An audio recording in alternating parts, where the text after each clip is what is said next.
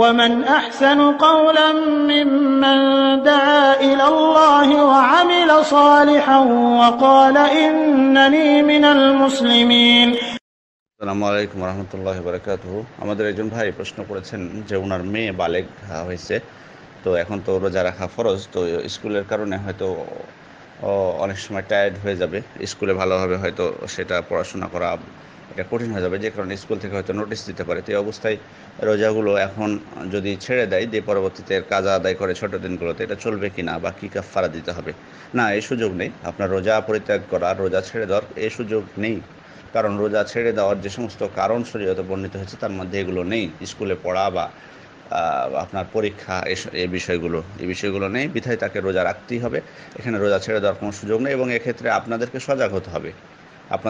সজাগ হতে হবে, তাকে উৎসাহ দিতে হবে, তার ভিতরে যাতে শক্তি আসে, দুর্বল হয়ে না পড়ে।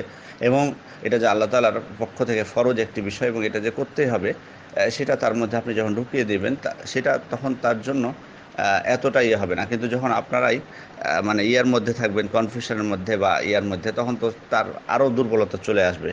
যে কারণে এটা মনেই করতে হবে যে আমাকে এটা করতেই হবে, যেমন স্কুল তাকে যেতেই হবে তেমনই রোজা তাকে করতে হবে, বরং এটা বেশি আরও অপরিহার্য। সুতরাং মানে ক্লাসের জন্য বা স্কুলের জন্য রোজা ছেড়ে দেওয়ার কোনো সুযোগ শরীয়তে নেই, এবং কোনো ওলামা একরামও দেননি, বিধায় এখানে এ ধরনের কোনো সুযোগ খোঁজারও কোনো প্রয়োজন নেই, বরং রোজা রাখতেই হবে। রোজা রাখা ছাড়া কোনো উপায় নেই, রোজা রাখা ছাড়া কোনো উপায় নেই। এবং এবং মানে এটা তাকে তার ভিতরেও নিয়ে আসতে হবে যে এটা আমাকে করাই লাগবে, এটা আমি বাধ্য এটা করতে। অনেক বিষয় যেমন আছে মানুষের জীবনে, মানুষ কষ্ট করে থাকে, তো কষ্ট তো হবেই। রোজাতে তো কষ্ট আছেই, স্বাভাবিক এটা।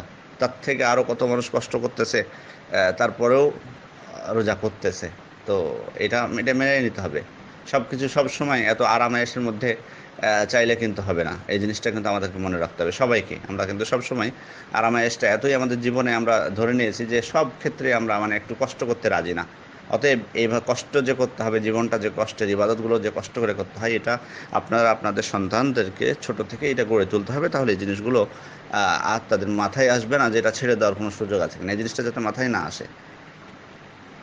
এবং এমনকি পরীক্ষার ক্ষেত্রে ওলামা ইকরামের যে বক্তব্য, পরীক্ষার ক্ষেত্রেও কোনো ছাড় নাই, বরং পরীক্ষার ক্ষেত্রে তারা যারা পরীক্ষক বা পরীক্ষা নেন বা সরকারি যারা দায়িত্বশীল, তাদের প্রতি অনুরোধ করা যায় যে রমজান মাসে যাতে পরীক্ষার ব্যবস্থা না করেন, পরীক্ষা না করে সেটা অন্য মাসে করেন, যাতে কোনো সমস্যা না হয়।